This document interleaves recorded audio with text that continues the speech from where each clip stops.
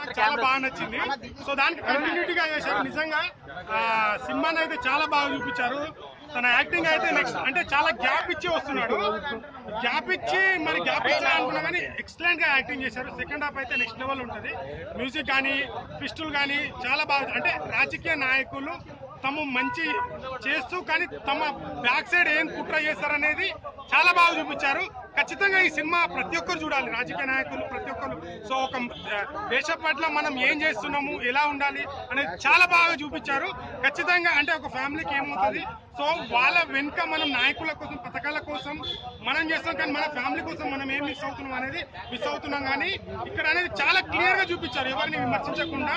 So సమాజం పట్ల ఎలా జరుగుతుంది, మన ఒక బాధ్యతగా ఎలా ఉండాలి అనేది చాలా బాగా చూపించారు. ఖచ్చితంగా ప్రతినిధి 1 చూసిన వాళ్ళు ఖచ్చితంగా చూడండి. దానికి మించి ఉంటుంది. ఇంకో లాస్ట్ లో ట్విస్ట్ ఏంటంటే 3 కూడా ట్విస్ట్ ఇచ్చారు. నిజంగా గ్యాప్ ఇచ్చి మంచి కంటెంట్ తోని ఒక సోషల్ పట్ల అంటే సమాజానికి మెసేజ్ ఇచ్చే కంటెంట్ లో తీసుకొని వస్తున్నారు. ఇది ఎలక్షన్ టైంలో ఇవ్వడం అనేది చాలా ప్లస్ అని అనిపించచ్చు. ప్రతి ఒక్కరు వచ్చి చూడండి, చాలా బాగుంది.